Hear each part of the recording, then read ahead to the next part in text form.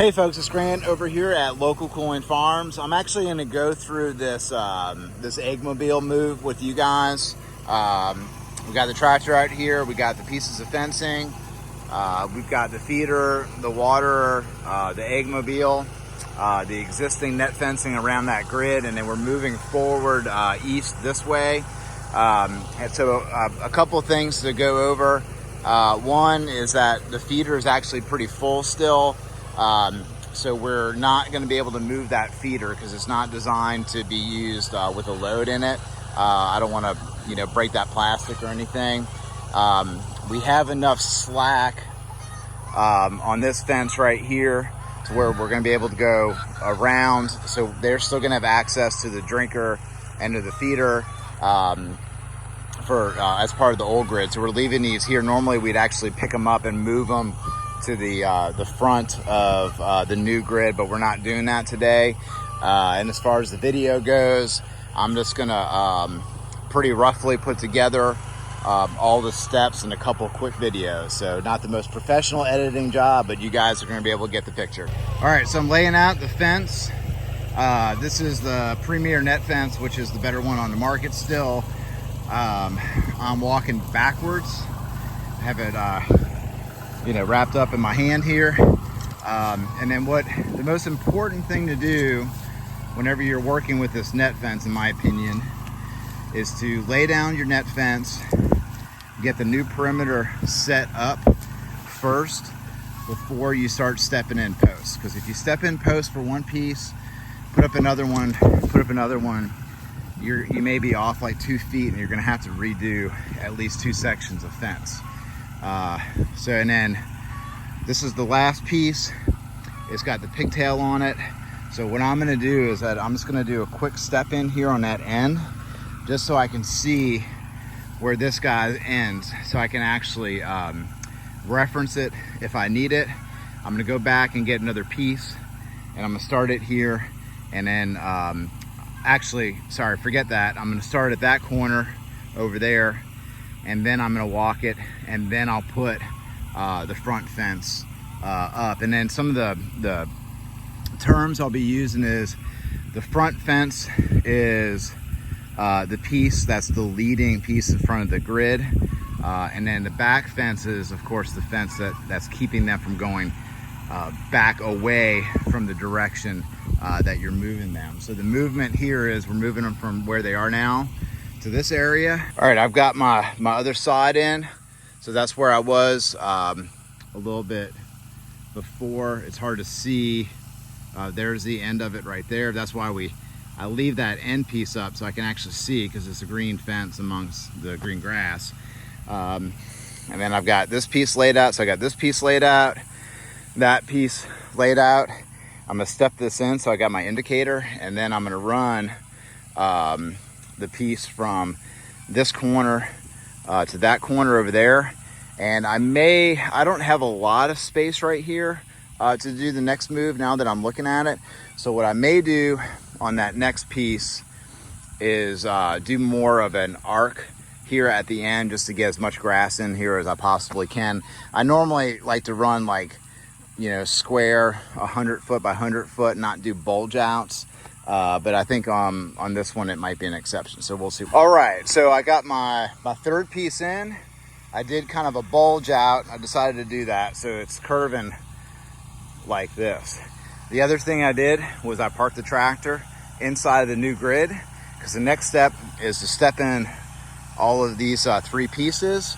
And then I'm gonna take up the back fence, which now it's the back fence, but it's going to be the back fence for this new grid. It was the front fence.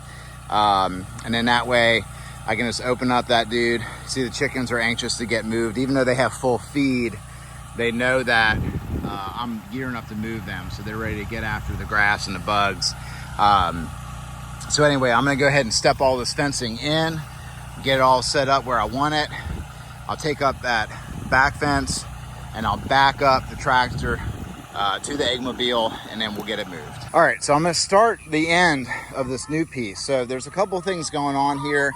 The way that this was set up, we have overlap slack here. I know this is probably confusing. But what I want you to take away from it is we're starting this fence post here because this fencing going this way is going away, but we got plenty of this fencing that we're actually going to come on the other side of the feeder. If that, you'll see what that makes sense. So yeah, so that's what we're doing. And also, I want y'all to see, you know, the kind of moonscape here. This is what happens when it rains a bunch and clay, nasty soil. And so this is why, you know, per flock, we don't have as many birds as some folks would have north of the Gulf Coast when you start getting into like rocky type, well-drained soil. So the water just kind of hangs out. Our percolation is getting better, but you can see the puddles underneath the coop. That's where it accumulates because the rainwater hits the roof and it just concentrates. So these are just the unique things that we're dealing with this clay soil, heavy rainfall on the Gulf Coast. So we're a little different here than other parts of the country that are doing, you know, pastured proteins. Just want to point that out real quick. Okay, so when you're stepping in these guys, a little trick. That's your step-in post. We are using a double spike here because of our soil type. We're gonna get our foot, we're gonna pull the slack out and then step it in. So I'm gonna go to the next piece, pick it up, get my foot, pull the slack out, go ahead and step it in. So I'm gonna be using my feet, and then also the other piece I can use my foot with is that if I'm running through some grass, I can kind of step down the grass a little bit. I really don't have to do it here because it's not really all that tall, but if it's a clumpy grass, I can just step it in, pull the slack out, step it in. So that's what I'm going to be doing all the way around. All right, so we got the whole new perimeter in. Everything's attached. When you go to end on the fencing, they clip together like this. We wrap around the pigtails around each one to kind of keep them in place. We did a little bow out just because we don't have enough space in the pasture to do another full move. So we're actually going to go to that area next. So I'm going to walk on over, and then we're going to start taking up this fence and let the chickens in.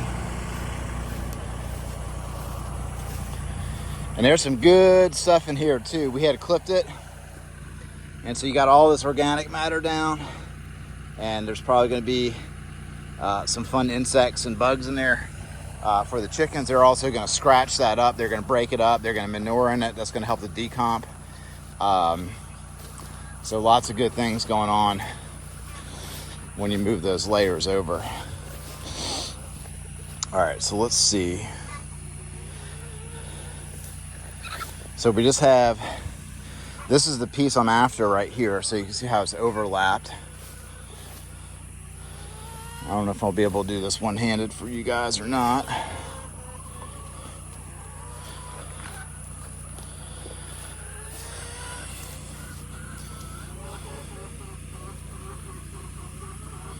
These pieces are like 8 years old, and they're finally getting to the point where we're replacing them. But from a amortization perspective though, we only factor them lasting 4 years. So the chickens have to pay for 4 years of the fence, and then after that, it's all gravy after that. And that way that pays for, you know, a lot of damaged fencing and things of that nature if we catch one with equipment or bush hog or something to that effect. Folks, we got the egg mobile moved. The tractor's sitting in the old area. I got to scooch some of these chickens up. So I found that getting just a miscellaneous like twig to make that swooshing sound, they hate that. It's like the sound of a predator moving in. I just want to get them kind of out of the way and moving. Okay, so most of them have been moved over there. They're you know, another advantage of doing it in the middle of the day or in the morning, full sun, they're going to go there for shade right away. So anyway, so I got what was my front fence. It's now the back fence bundled up. I left a little bit attached. I'm gonna grab this bundle and I'm gonna shoot straight at an angle to connect to that fence over there, leaving the feeder and the water over there. So that's what we're doing. And then we pointed the eggmobile, the tongue face towards the new move, which is going to be that grid over there. All right, so we got everything moved, and the next step is to pick up this jumper line. So we just use the super Tractor Supply fiberglass step-in post special to run a 14 gauge aluminum jumper line. We've done so many different things. We keep settling back to this because when we have cattle in the field, they'll honor this. They won't go past it. They won't mess with it. The goats will go under it because it's so high. We set it pretty high. And then we tried run insulated stuff on the ground. We tried and run stuff a little bit lower. We tried a bunch of different things, but this is what works for us. And so we're not using a solar charger or anything like that that moves with the coop. We've got all kinds of permanent and semi-permanent fencing here, so we're pulling power off of this 3-strand high tensile internal fence. So we're just going to go unhook this. These clips are great. They do break often, but the price reflects that. So we just keep dozens of them around here. So all right, so I'm going to pick up this little jumper fence, and then I'm going to go ahead and jump it to where it powers that grid. And then that coop is going to move over here next time, and then we're going to actually come back through this area all the way down to the end of the paddock with the birds. So that's what we're doing. All right, so we got our jumper line hooked up. We got it jumped to the internal high tensile. We're going to check the spark. We're going, it's pulsing, so 1.1, 3.1. So we're good. We're good. So then we're going to just walk along here, make sure we're good. And then, man, we've been getting some rain, as you can see with the puddles in the previous grid. And I'm just so happy because all of this morning glory, it's like a sea of morning glory here. And talk about just fantastic cattle fodder. Man, they love that stuff. If I had fields of just pure morning glory, I'd be happy. All right. So you see, this is a little too tight for my liking. And so just because of where we are and the way that it went out, it's a little tight. So what I need to do is unclip it here. I'm gonna be careful because this is hot. And so I can actually use my clip to help me resolve that problem. So I don't get shocked here, because I don't want to walk all the way down over there, unhook it. So I'm just going to go ahead, clip it there, and bend it a little bit. So I got a little slack built in there, and then I'm going to come back over here and then hook it up. So I got a little more spring in there, but I need to fix that. That's way too tight. And then the other things to look out for these jumpers, a couple companies put them out, is that rodents started chewing on the wire here.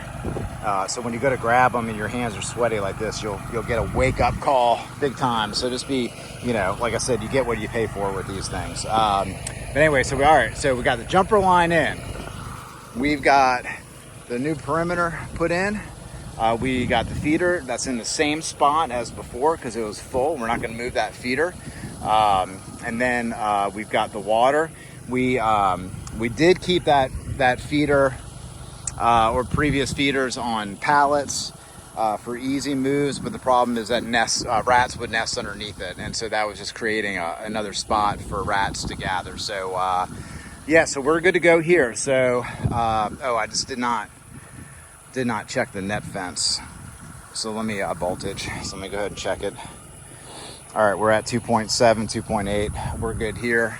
We're good. So the next time that we're going to come out and visit flock 3 is going to be later today when we collect eggs. So yeah, so they're good to go. They got, look at that grass that they have. It's just absolutely amazing.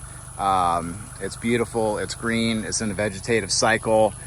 We had dropped plenty of organic matter in there when we mowed it, so they got all kinds of bugs and critters and all kinds of fun stuff to keep them occupied and keep them scratched in. So I'm just super excited for them, that they've got this great spot going into September here.